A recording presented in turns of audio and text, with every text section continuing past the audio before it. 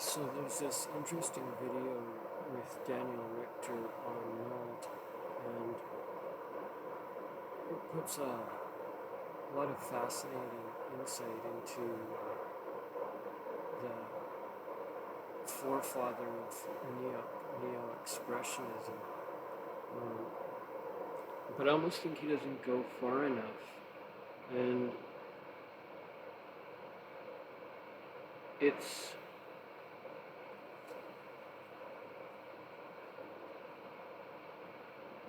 been stated that Mold was a member of the Nazi Party,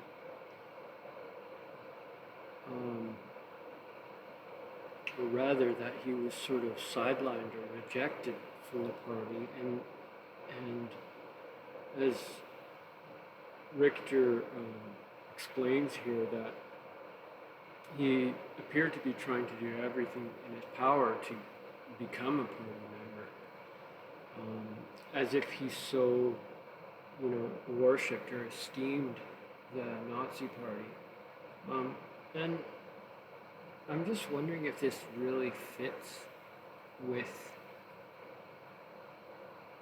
my impression of him, or who I think that he was, and who am I to say? It's just speculation.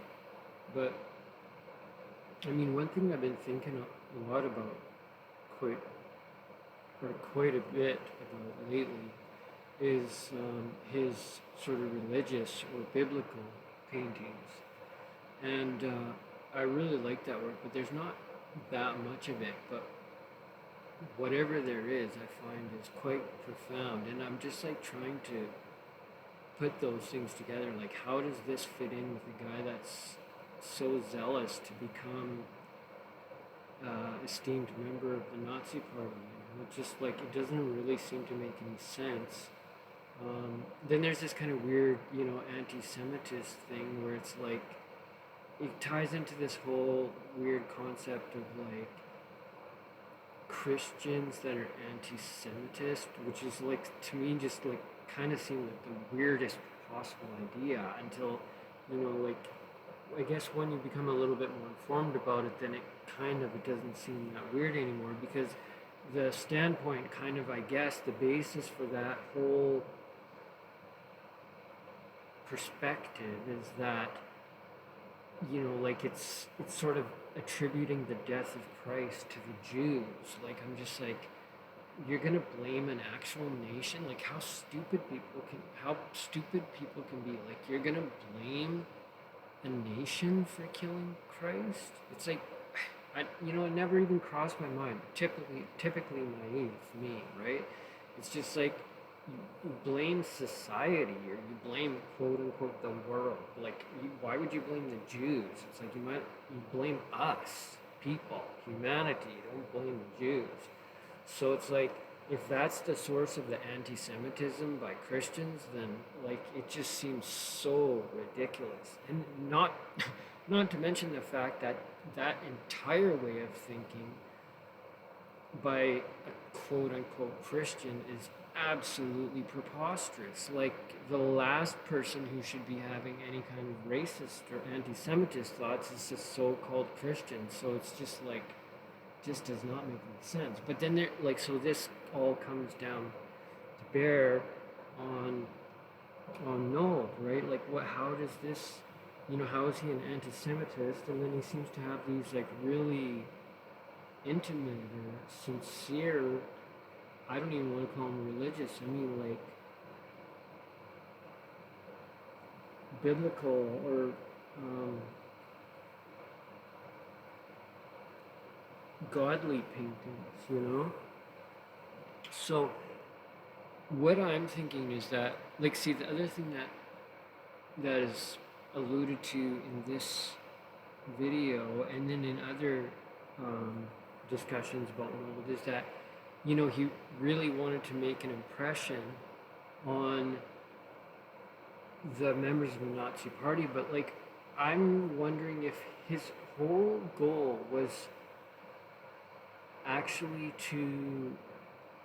he wanted to, it's almost he wanted fame. He just wanted recognition as an artist. And his whole goal was to promote the neo-expressionist form of art, pretty much in and of itself, but even more as a national sort of icon, or like almost like a national treasure. And so, like, if anything, I think he was maybe trying to use the Nazi Party to, it's not like he was trying to please them, he was trying to use them to leverage the position of his art and or neo-expressionist art, or the avant-garde style, or whatever you call it. He wanted to make that come to the forefront of society, and synonymous with that, he wanted his art and his name, so it's kind of like, and furthermore, I think if you look at it another way, it's like he also, like, I mean, even the incidences of where apparently, like, there was anti-Semitic remarks by him or whatever, like, I'm trying to redeem him and or any of these incidences, and like I said, what do I know? But like, it's just like, he may have been like really concerned, like the fact that he was singled out and targeted, like they picked him out, kind of like they picked him out as the scapegoat, the bad example. Like, that would make you feel like really nervous. It's like, we think he's like trying to please the Nazis. It's like, yeah, it's like if the Nazis are singling you out as the bad one, the bad example, which is what they did in the degenerate art show. Like, his work was featured more than anyone else, and yet and that in lieu of the fact that he was actually almost kind of popular and favored, but he sort of like didn't make the cut and went from favored to like, okay, you're the example of the bad style, like you're the number one example, and that would be a lot of pressure. Like, how much? It's like, was he quote unquote safe because he was a German? Or is that like kind of pressure that would actually make you totally freak out and want to do anything you possibly can to win the favor of the party because you want to preserve your own life? Like, you want to preserve your own safety and like, or at the very kind of quote unquote least, your livelihood and your reputation. Like, I don't know, like, how serious things, like, I'm too uninformed about that to speculate on it any further, but like, I'm kind of like looking at where on any of those levels, either he wanted to promote the new form of art, and synonymous with that, his name, his image, and his art, as the example of the good and the new and the fresh and the iconic. Or, was it that he was more or less trying to redeem himself, which is kind of what I'm taking over the role of doing now in hindsight, is just like, questioning whether he was, just sort of like jumping out of his skin. Like, the Nazis just picked on him, like, it's fine for us to look in back in time and see that, maybe he was struggling with not being able to be famous or whatever. But like, I think that the reality is that he might have been like just like, there might have been an extreme amount of pressure on him, especially like a sensitive artist type of person, that really can't handle not being in favor. Just like I myself, it's like like, people don't realize that when I'm not in favor, it just creates a huge amount of pressure on me, because like, I don't really operate right unless I'm favored.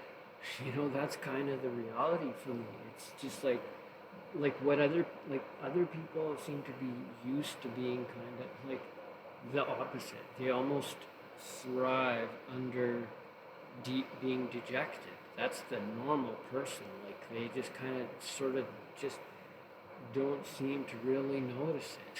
You know, like I don't know. Like I don't want to say, you know, like you're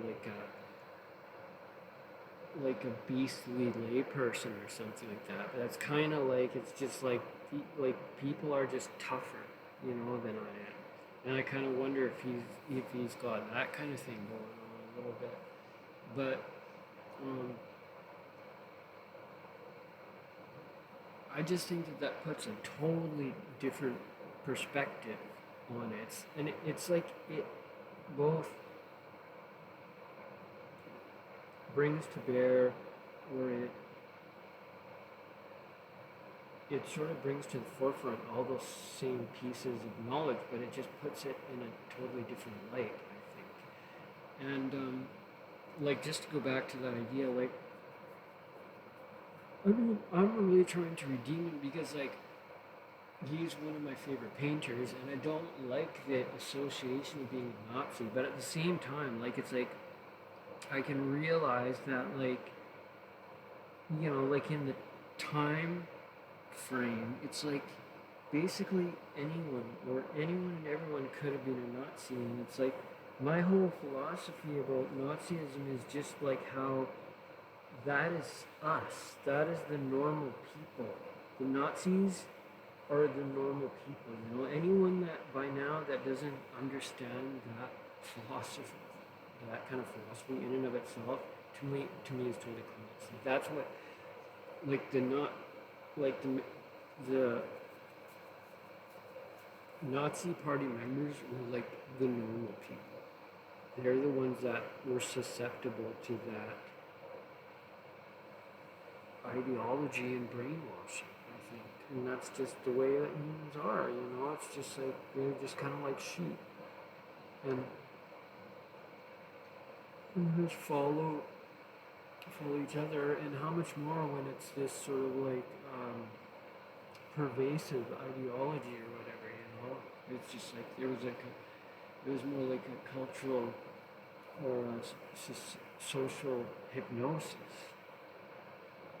So this isn't just like sheep. This is like a major like zeitgeist or ethos, kind of like where the average person is completely enraptured by this, or like caught up in it, so to speak.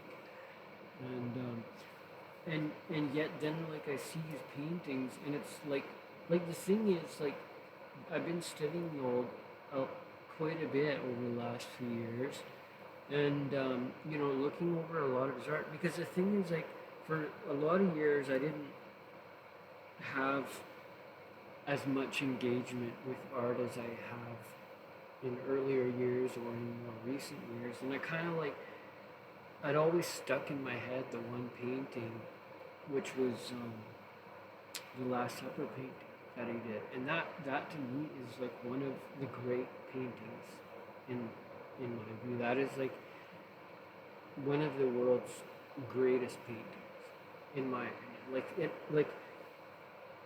Or to put it at the very least, it's always been a personal favorite. And I think like what happens is like sometimes I've forgotten about those personal favorites because I get so used to them. They're kind of like in my psyche. And I'm constantly referring to those or drawing from those or bouncing off of those in my own art experience, I think. You know, it's kind of like some of Picasso's or, you know, like Matisse. I'm just thinking, you know, like the Red Studio, that's another one. It's kind of like I almost forgot about Matisse for years. And yet, long before I forgot about Matisse, I'm not sure if that makes sense. But it just, the Red Studio stuck in that's another painting. And like, it just after a while, like you forget about that itself.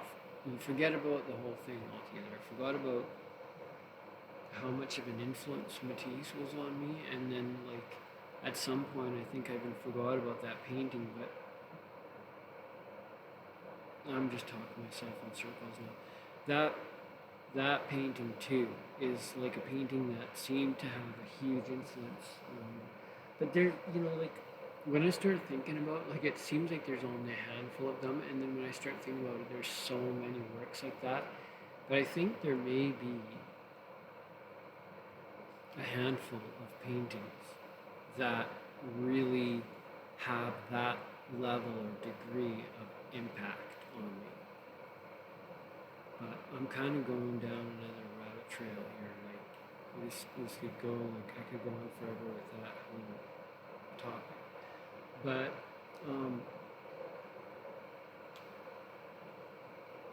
that painting is so amazing, and I think what I was getting at though was I was struggling to find in him, like I always found like, because I always do this, I always stalk my favorite artists, and what was happening with Noel was that I was always like going back for more, so to speak, to look into stuff, and I could never really find it. It's like I was like, I think I'd go in there and just expecting to find like a whole series of paintings that kind of riffed off of that painting, and kind of like, just wanting more, right?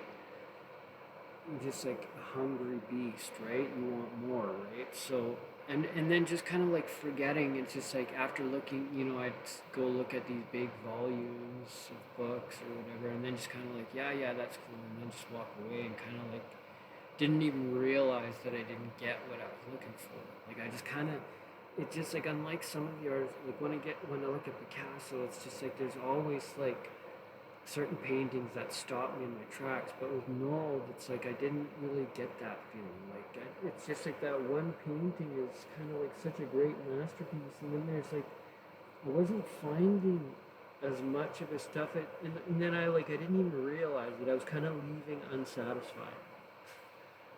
That's kind of looking back on it in hindsight. I was kind of leaving unsatisfied, and it's taken me a long time, in many years maybe, to kind of like I've really had to dig into it to kind of like really be able to appreciate his other work. And I find that dynamic in and of itself is interesting, because what you have there is like that. There's a different dynamic there, though. Like you have these painters that may or may not be your favorite, but they may have just done that one iconic work that's so huge, like in your oeuvre or whatever. Just to use that word in like a weird way. It just like the some artists, it's like there's so many works, and then then there's these more or less or more iconic ones. But with like some artists, it's just like it's just that one painting. But that one painting, it's like if that was the only painting that they ever made, that would be enough. That's how sort of iconic it is, Like I can't think of any other examples right now, but I know that there are a few, if not many. But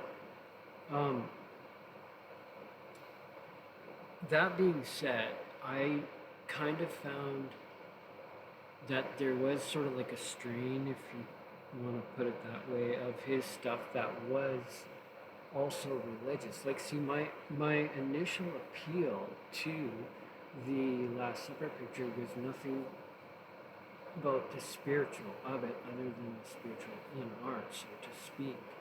However, after sort of rededicating my faith or whatever, then all of a sudden it's sort of like firmly established that painting again as a sort of like great.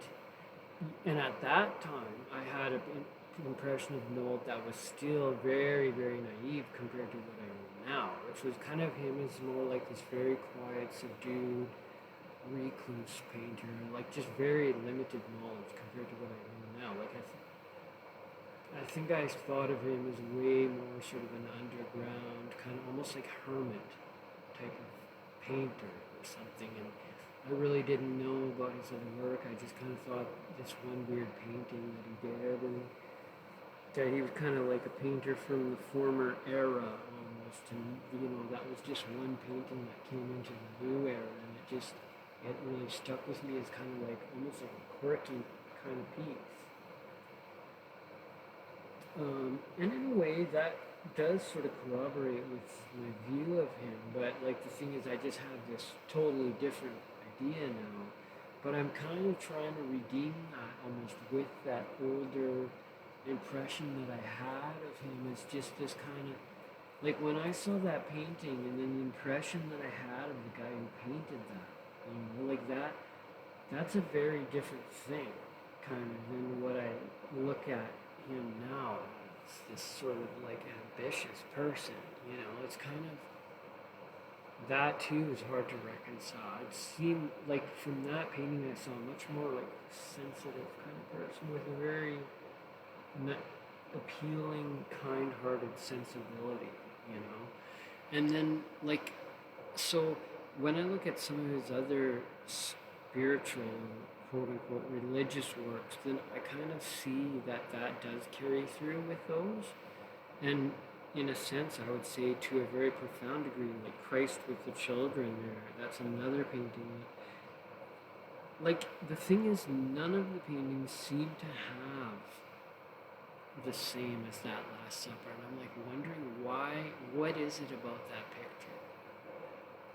But that picture had a huge influence on me. So it's, I finally had to come to that terms where I realized that. Like that painting to me defined what I wanted to do with my art, but it's not the only painting, like there's certainly other paintings, but definitely that painting, I know for a fact that it had a really big impact on me for many years. And so these other works, I think, like, they are similar to that. Like his religious painting. Now I'm getting really long-winded again, but I'm just going to try to bring it all home and wrap it up quickly here, so I don't go on for hours. But, like, I'm kind of trying to reconcile this, and I think, like, what I'm trying to say is that, like, he does have quite an extensive stream, but, like, it doesn't seem like there's a huge amount of biblical paintings by him. The most paintings that I see of his are either these kind of, like, very colorful landscape type paintings or flower paintings. Also, these kind of very vividly colored flower paintings. And there's way more of those than there is his biblical paintings. But those biblical paintings do seem to have that quality. But I have to admit that, they kind of seem like a much more, like, hasty or, like, kind of like a rushed level of output or whatever. But that being said, they still do have that sensibility. There's something really tender and joyous and appealing about them. Like, very sincere. And in a way, like, I would say that if it's not that painting, then that whole sort of strain, for lack of a better word, of his biblical art is the greatest in the canon of art history. So that's kind of where I'm coming to the chase now. That's why, it's the big build-up. Now, there are some exceptions because I've been looking at Chagall a lot too, and, Chagall is the one person that maybe would be an exception to that. I can't think of anyone else. I think I might have said that Blake. I think I certainly might. Oh, Rembrandt. Rembrandt is another one. Definitely Rembrandt. And I can't really think of anyone else. But Blake,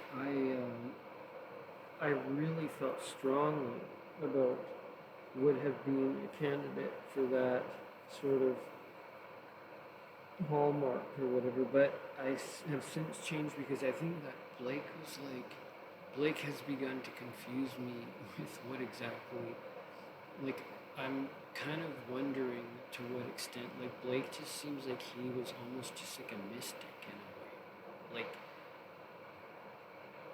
which is almost like my initial introduction to him was that he was kind of a mystic, and then it became like I saw him as intensely biblical and godlike for a while, like profoundly. Then I backed away from that a little bit, and it's like I began to question, like, he kind of seems to have taken it into a direction of mysticism that I think sort of like it almost conflicts with, you know, a sort of profound zeal for true biblical gospel faith in a way.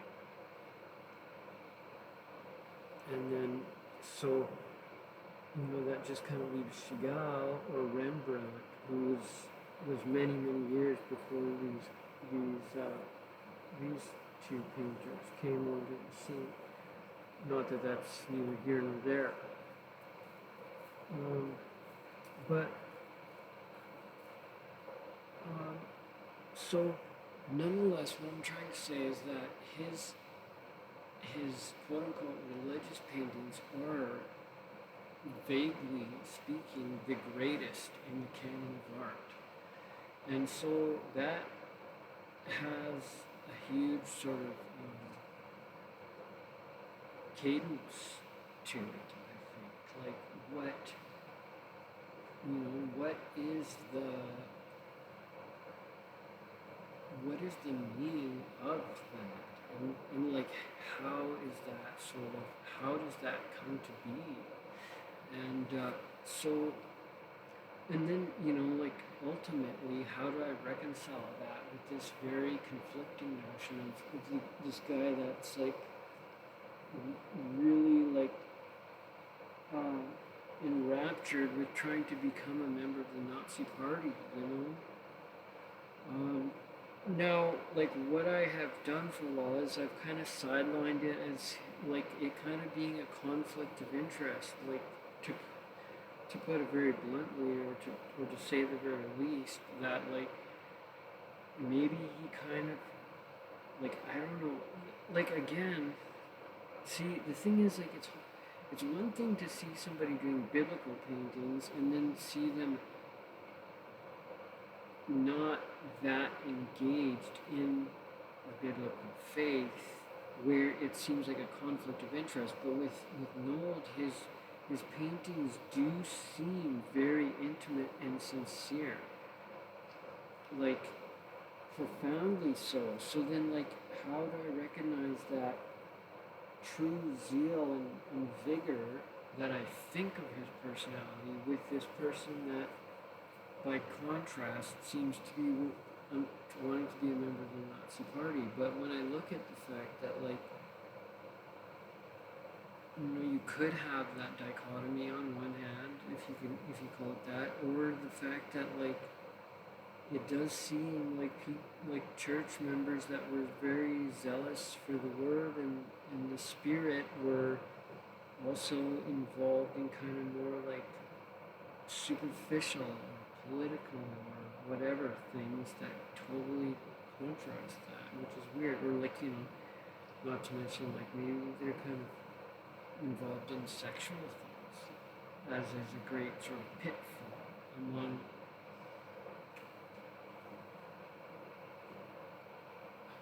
all people, whether they are of a religious background or not, it seems to be. But I'm still not able to put this together. This sincere and intimate painter of the Bible with this kind of like anti-Semitic or this Nazi Party member, anti-Semitic personality or persona. So again, as I was saying, it's like, okay, so maybe I can accept that he kind of bought into this anti-Semitic view. But, like, I also conjecture that maybe he kind of was, like, speaking that way in a way to fit in with his time. It's not like he was anti-Semitic, but he spoke that way, or maybe even wrote in some letters that way. You know, it's like you want to fit in with your milieu, right? So you have to kind of like toe the line with the way people think and talk. But like in a way, it's easier for me to believe that than that he was sincere about wanting to be a Nazi or whatever, in a way, because I think that there's something profoundly sincere and intimate about his personality, and this fits better. And the fact that, you know, like, he might have been willing to do things that seem like an extension to his character in order to just corroborate with the day and times of that age, with the people, or with the people and the times of that age, rather. And I think that is something that might be too easily overlooked and should not be overlooked, because it's actually, I think, very profound and easy to understand that the human is actually much more susceptible in a way to wanting to interact with other humans and knowing all the nuanced ways in which they communicate or whatever. And also, like, you know, like, just to extend that point, like, him totally being intelligent and savvy enough to be like a person who could participate in the culture which he was immersed in. But that doesn't necessarily mean that he was really zealous to promote that himself. He might have used it unknowingly or without being aware on one hand, or he might have been even to go so far as to say that he kind of knowingly, you know, just socialized that way to kind of try to be fit in and be a member of society. So it's like, you know, like he might have had some serious or sincere and intimate godly intentions with his painting, I'm conjecturing, but at the same time he was not like some martyr or superhero that was just going to totally contrast with the milieu of his day and age. So the records or the accounts of where he did do that, he appeared to have done that, may have been just sort of like decontextualized examples of him more or less just doing things to fit in with his day and age, or like I said earlier, he was kind of trying to clear his name or preserve his name, or pretty much, you know, if not preserve his livelihood and vocation, so to speak, maybe his whole life, or certainly his whole reputation, and by extension then again his life. You know, it's just like, let's not be so quick to realize that this guy was savvy enough to know how to talk the talk. You know, it's not like he was necessarily... But then, on the other hand, the problem with this whole line of thinking then is that, so now I'm like saying, no, he was actually like some noble guy, you know, like he totally wasn't a Nazi, like he was just kind of faking it, you know? Which, you know, then the extension of that idea is that almost like he's kind of like me, you know? Like he's like a stand-up, zealous man of integrity, you know, that's really full of zeal for the house of God and the truth and the truth and the biblical truth and all that stuff. Not like I am some powerhouse at all, but like I just always tend to think of myself as having a zealous heart for God, and I'd like to be able to maybe compare myself to Him, or rather compare Him to me, so to speak. Like saying, hey, if I can be that way, couldn't He be that way, or whatever. I'm not sure if that makes sense, but that's sort of my line of thinking. But ultimately, it's kind of my desire to sort of redeem Him, I guess.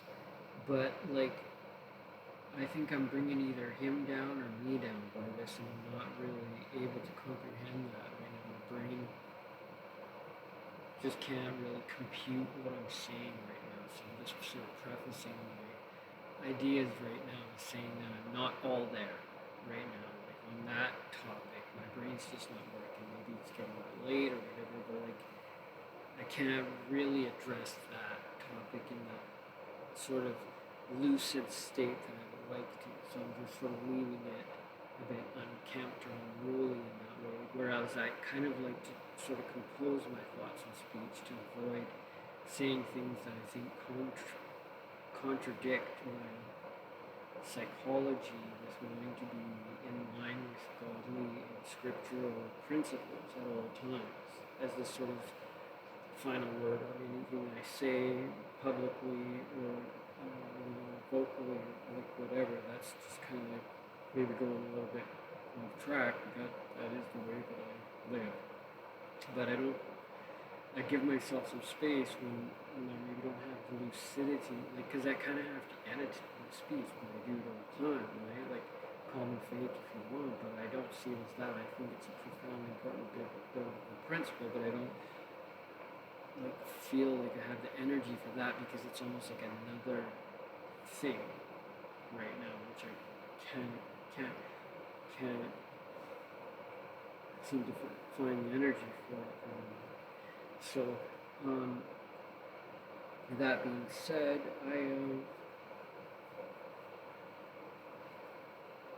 I feel that, yes, now I'm losing my train of thought, but I think, like, I'm basically questioning why I'm trying to redeem Him, and then I'm also saying, okay, but in trying to do that, then aren't you trying to say, like, you're a hero, and or He's a hero by doing that? And I'm kind of just trying to say, well, okay, let's just say I'm not a hero, even though sometimes I do feel like a hero, or whatever, and let's just say He's not really a hero, but, like, He's just kind of, He's normal, if I'm normal, which I don't think I am. So He's kind of like a normal saint, like,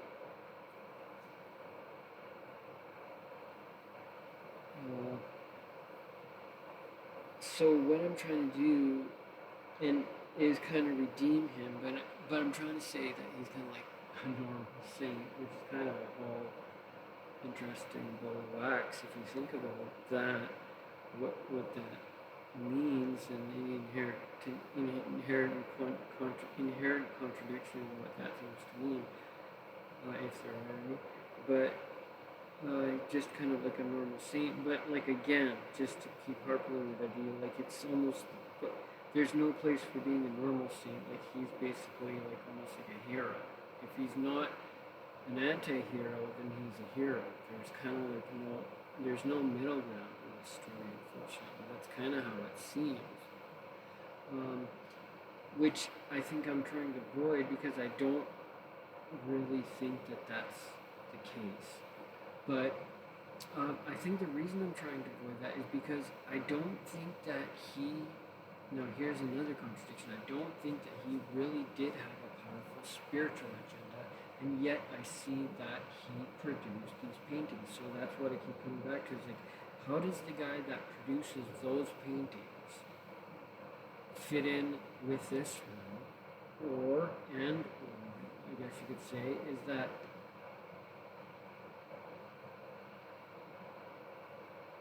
how do you produce paintings like that and your heart not really be in it? Or if your heart is in it, then how do you reconcile that with this contradictory personality? And I think there's one more spin there. It's like thinking, or can you have like this contradictory personality and then a painting that is not necessarily really sincere and zealous about these biblical works, but nonetheless proficient and good at them? And like, you know, like there, that again is where Chagall could be alluded to or whatever.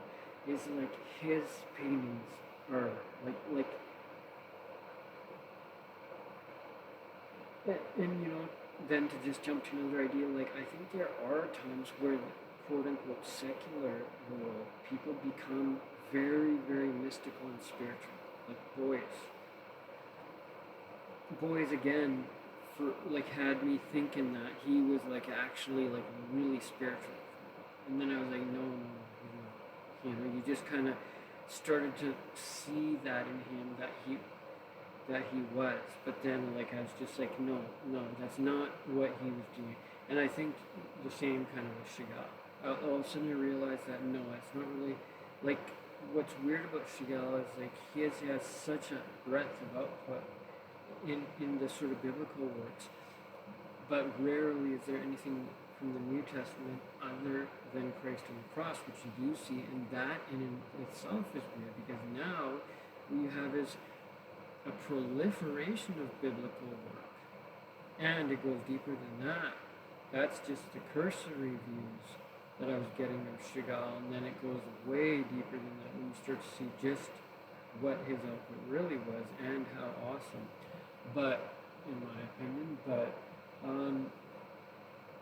what's weird then is basically what you have here is a Jew, which is not that unique, but what is unique is a Jew that professes Christ and Christ on the cross. And I think he even stated that, especially during the wartime misery, that Christ was a real source of comfort and peace and maybe inspiration to him.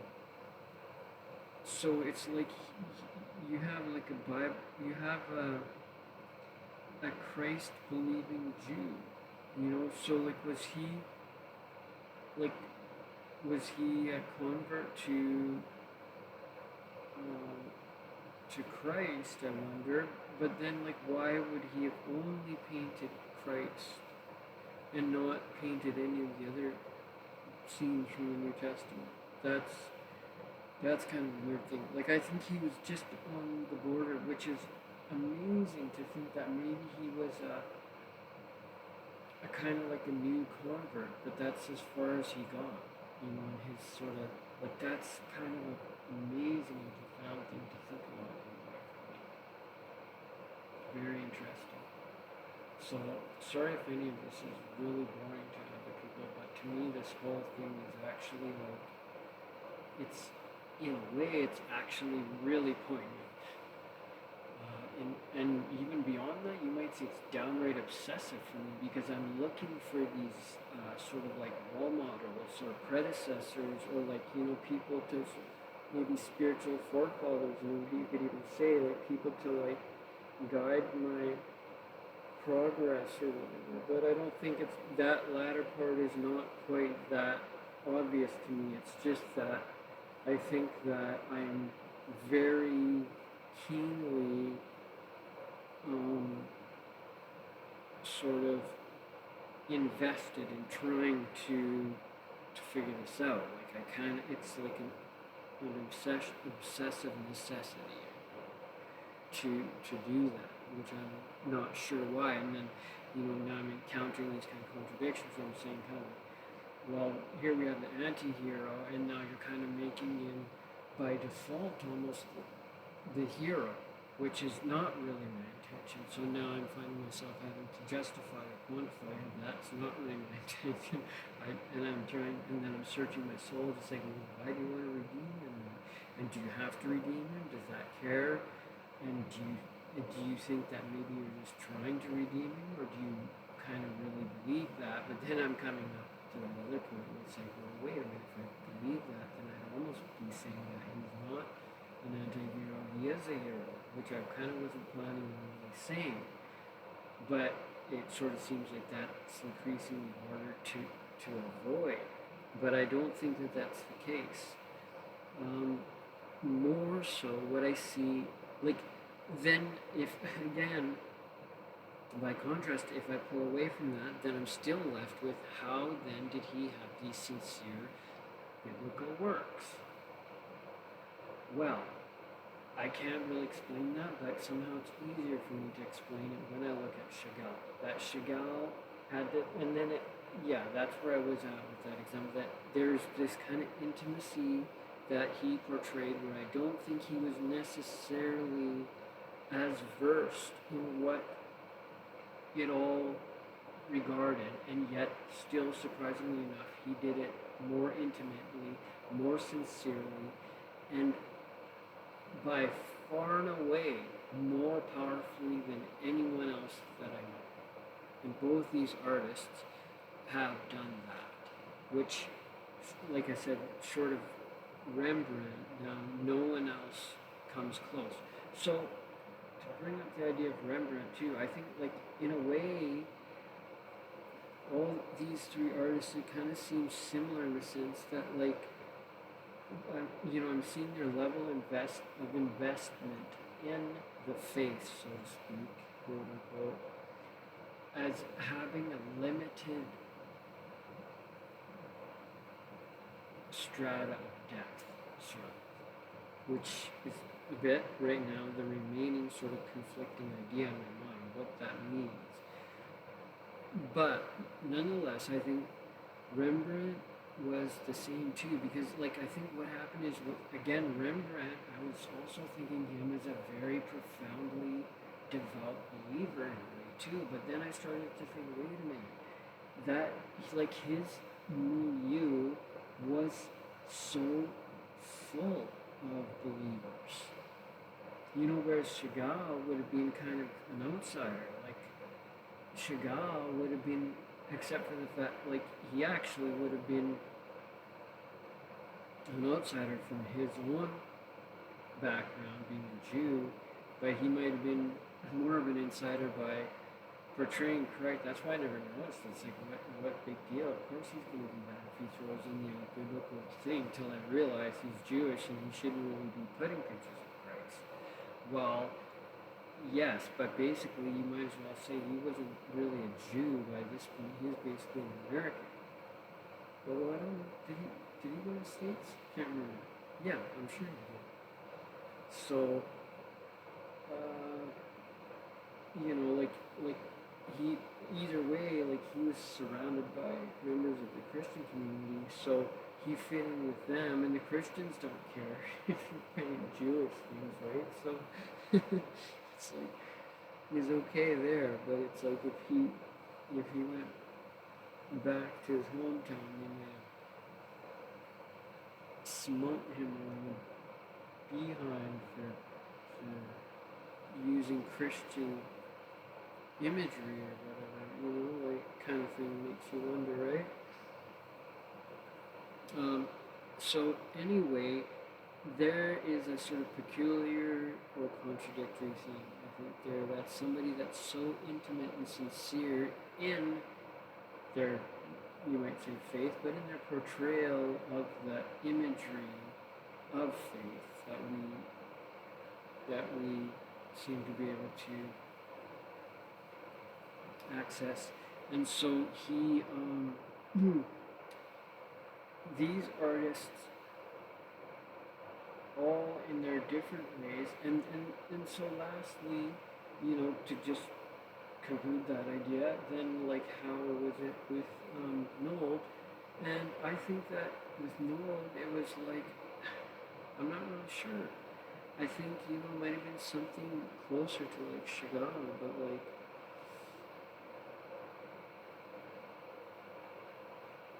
I don't know, maybe he did have this, I think what I see in Mold is that he did have this profoundly devout side. It was like a facet, you know, like you could say a huge part, or simply a part of his personality if it wasn't an all-consuming thing. Which I don't think it was, because I don't think that was really commonplace, just to say the least, in his day and age and time and place. If that's untrue, and then what I'm saying, that he was profoundly devout in his whole character and persona, well then it certainly would cast out this idea of him being remotely anti-Semitic and Nazi party seeking. I would think, although even that could be, you could entertain the idea then still that he was a zealous party member and a zealous man of God, which is, that's you know, that's tough to swallow, like of any of them, right? Like that's kind of like, that just doesn't really seem doable. That is just one thing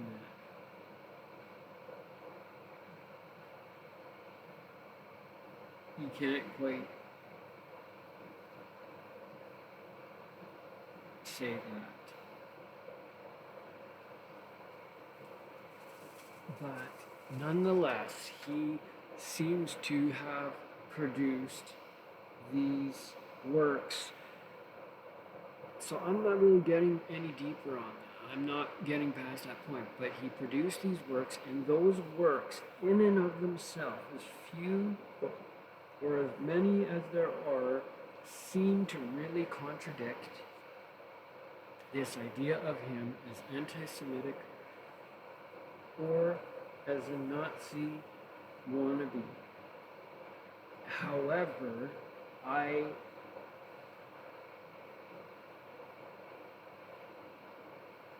am most easily pacified now by seeing then, as I have concluded that I have sort of, you know, brought him to this more redeemed view, so to speak, for lack of better words, if that's not very apt to say it that way.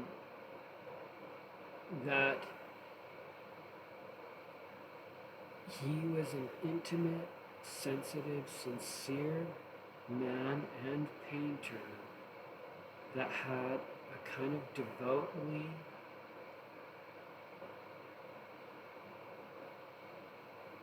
biblical character that at the very least seems to have become quite profoundly and powerfully manifest at times,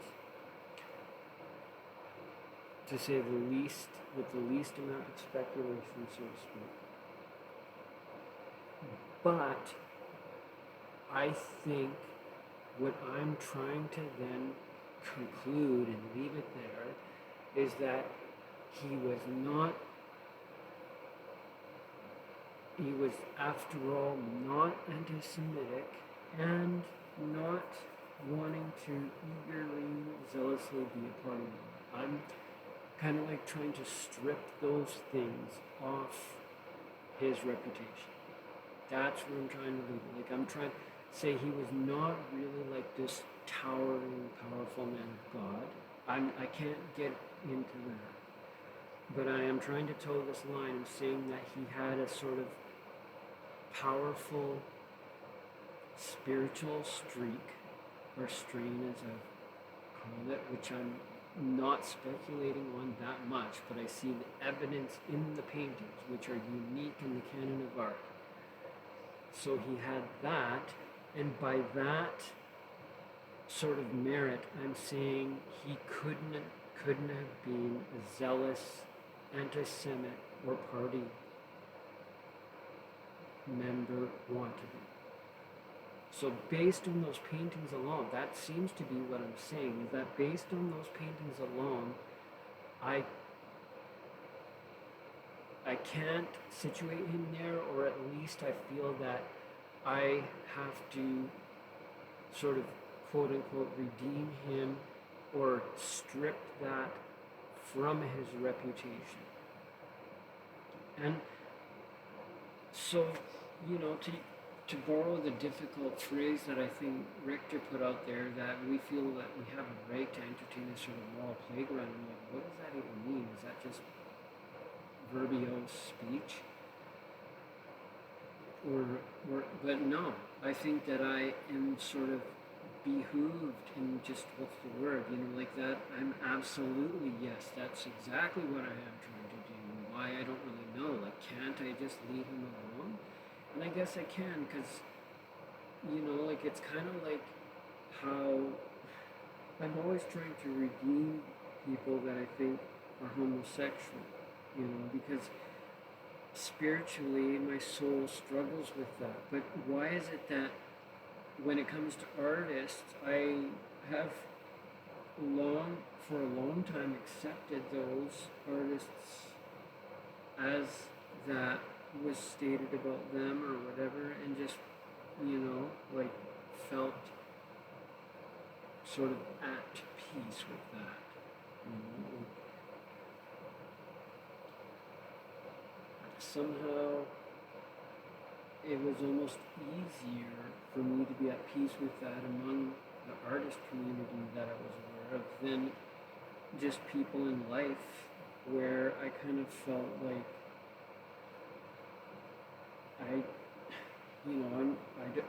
I'm sort of like, you know, like, I hate to say that, but I'm kind of like trying to proselytize or convert them or save them from that, redeem them again, you know, can't really sort of help it.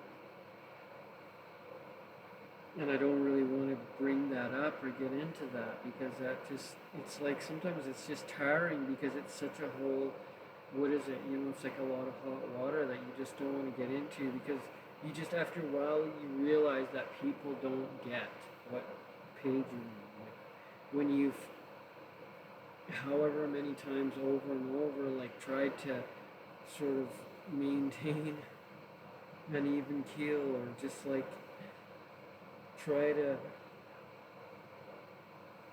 it's not like I really talk to people that much, but it's kind of like you're trying to protect what you really think. And it's not protecting what you think, it's like standing up for what you actually think, which is not what people think. People always make all these assumptions that just don't apply to me at all. It's just like, why do you have to do that? Like, why do you assume all this stuff that, you know, like, I'm actually very kind of cut and dry or black and white about my views, and I can't state it, but it's just so problematic, and it's just like, I'm sort of like, I don't support homosexuality, but I support people. So if you get right down to it, I'm the most quiet, reserved,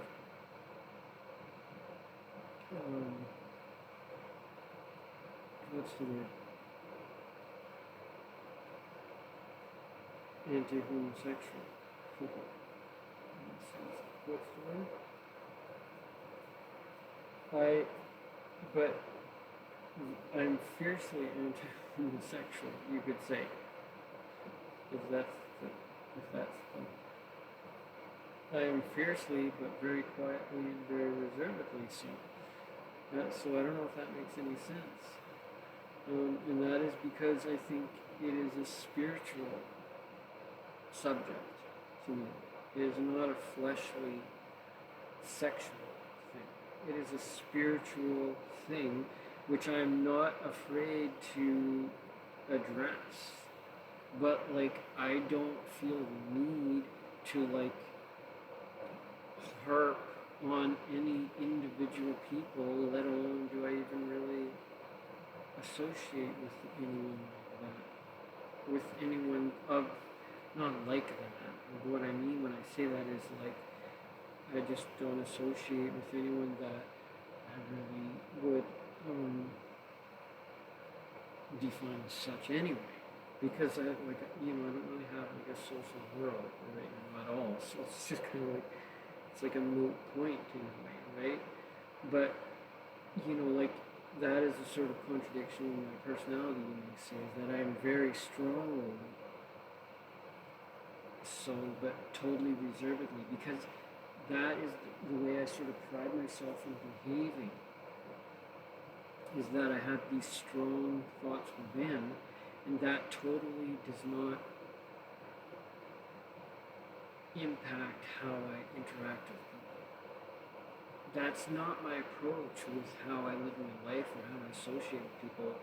In fact, it's the opposite, and I think it even kind of runs in our family, that we always are sort of eager to promote people and sort of make friends and kind of like win friends, or like it's not even winning friends, it's just like, it's not like just some shallow thing, but in a way you might say it is, maybe morally upright, enough.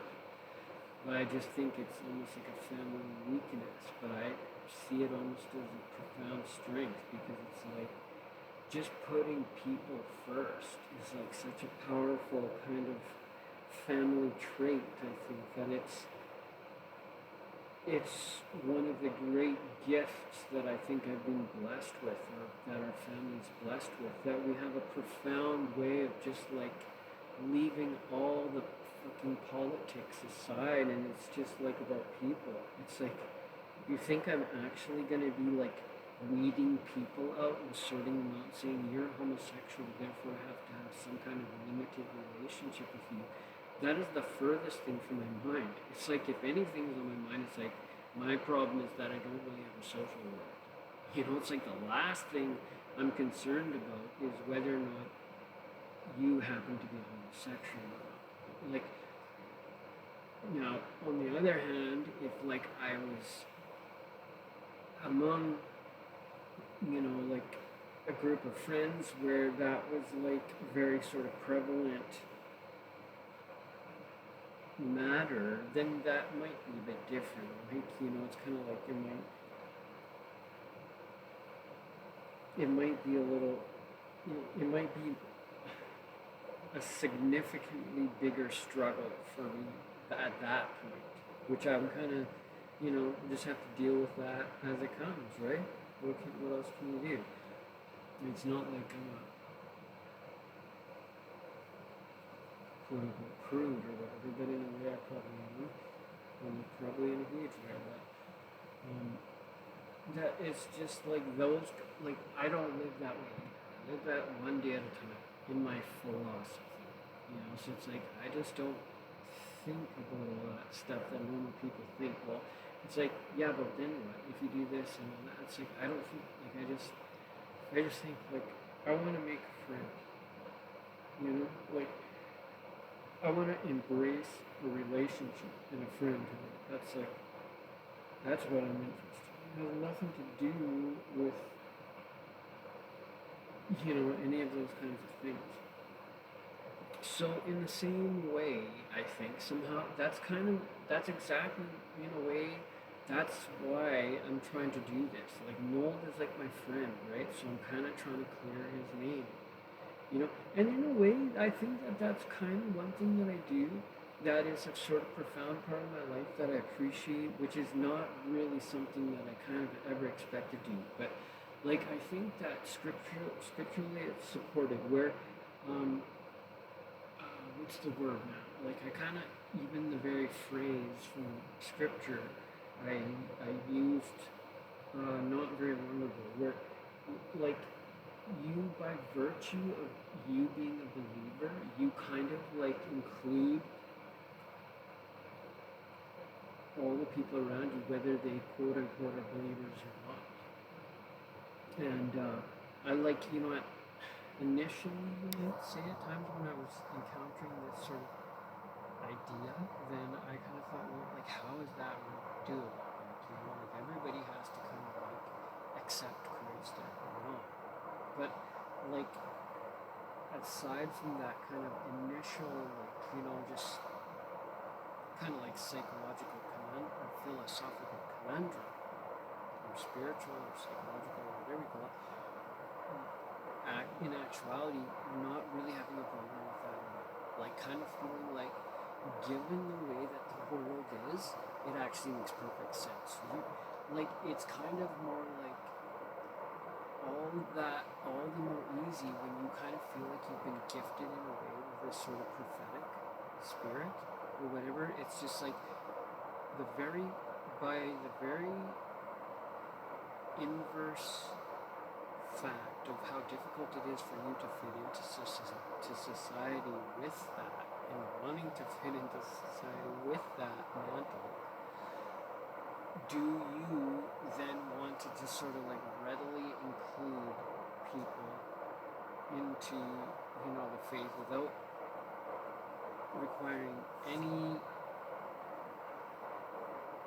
measuring bar or hoops for them to go through? It's just like you're just more than willing to say, hey, if I can include you as a as a member of the faith by my faith, sort of, like, as stupid as that sounds to say, but it's like, if I can, because I can't sort of seem to recall the scriptural words of the reference that I'm talking about.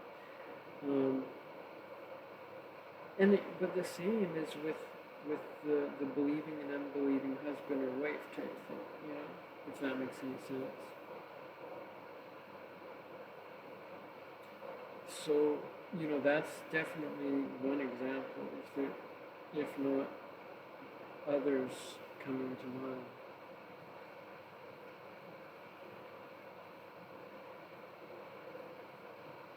So, it's like, you can look at that and say, how does that work, right? But it's just like, in reality, or just, like, I think in reality, the way that it works is just kind of like, you know what? It's like, there's a point where it's like, you're planting a seed, and it doesn't matter if you're planting the mustard seed, it's as good as success at that point, because it is success in that moment. It's like, it's almost like, if you look at it in eternity, at one point you're planting a seed, and yet you're in the midst of eternity. So what does it matter that you're planting a seed? The only thing is that you're not saying, I'm not going to not plant that mustard seed. That's the problem. As long as you plant that mustard seed, it doesn't matter how small a seed it is. It's just like, you plant that when the opportunity is in your hands. That's your job. Simple as that. If the opportunity is not there, you maybe kind of like, you don't even think about it. Just go, whatever.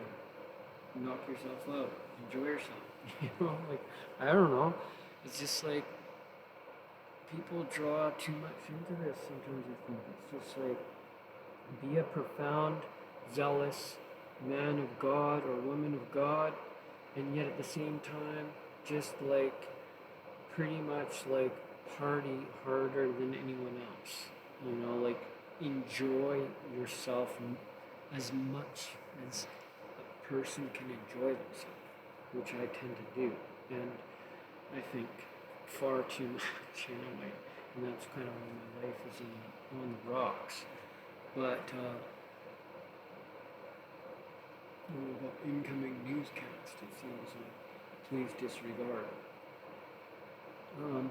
Yeah, so I always get hung up on these things, and then I just go for like hours, it seems like, trying to conclude it. It's just like, so can I find the silver lining or the icing on the cake?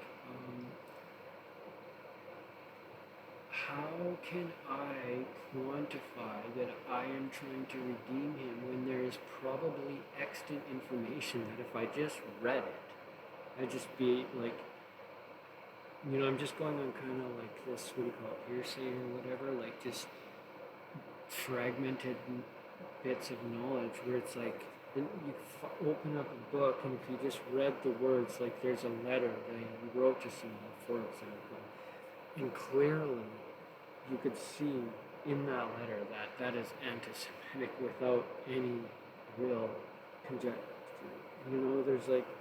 There's, but I'm not there. So I think that's where I have to conclude, is that saying, I have every reason to believe that from all the information that I have, that he very likely was not, and yet it's just, I guess I have to conclude that it is just by the virtue of its art. But I guess maybe what would be validate it, maybe? What would be, no, it's not really, it's going to validate it, but kind of. But I think what is another valuable distinction to make is that I think what is really profound about his work is that both as a very intimate, sensitive creator, painter, he is both on a kind of like, as a secular painter that is very sincere and sensitive and prolific and profound, he is also a painter of godly biblical themes or whatever that are also very sincere, intimate, and profound. And it is not just the one, even so much, that he's kind of like a painter of biblical things that are so profound, kind of that it's like he couldn't possibly be, quote unquote, those things said about him. It's not that. It's that he has this sort of almost, I'm concluding that it's almost that more particular distinction of having the sort of one foot in that secular. It's like Milton. Milton is just so, it's like he's so intelligent, and he has like one foot in that sort of secular, in that world of like the Greco-Roman mythology, so steeped in that knowledge, and yet there's like no problem when he just, when he talks about biblical things. But again, with Milton, I gotta say, same with Milton, I was thinking that he was really religious, and now it's like, no. I have to realize that I think he would, although he probably came from a milieu where they were steeped in the Bible, I think he appropriated that role more so. Almost in a political, or socio-political way. But he did it very well, because I think he did it very seriously and sensitively, and I would even question, because I think that he actually really wanted to, he was a very devout man of God. That's what I'm trying to say. So whether or not it came first or secondarily to this sort of more like secular or like Greco-Roman knowledge that he seems to have been steeped in, I don't know if it really makes a difference. But Milton was like that. And that's kind of how maybe I'm kind of trying to say that. I feel best about that. Just trying to put him I don't think I or anyone would have a problem with putting Milton on this high level of just like, wow, this is like so cool what he's trying to do.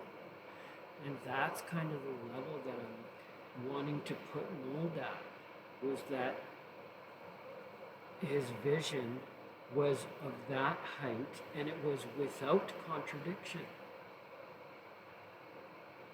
It was without contradiction.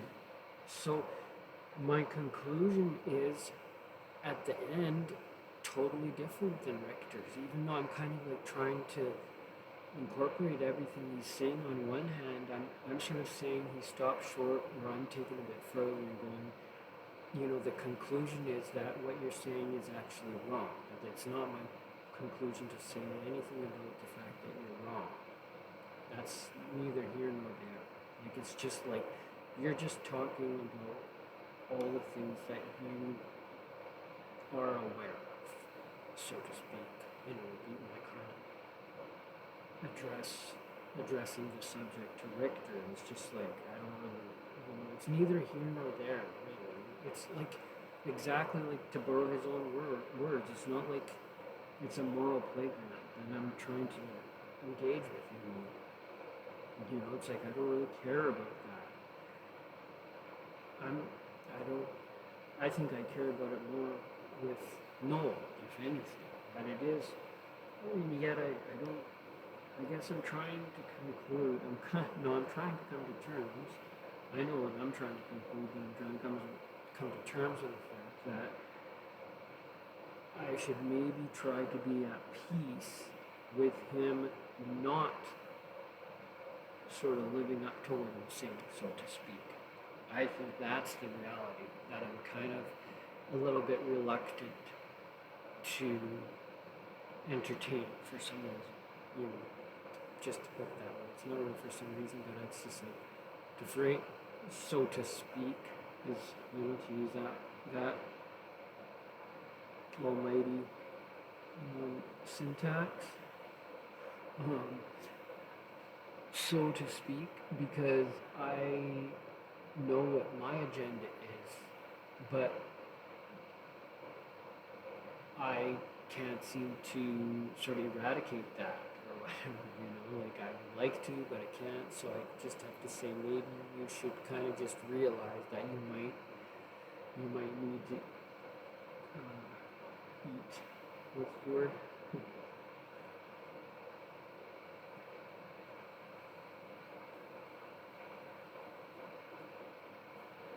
But it's just like, no, until I do, and in the meantime, I'm quite content with putting him into the stratosphere with Milton. Okay, everybody? So, I just like to wish you a good day and God bless, if I may.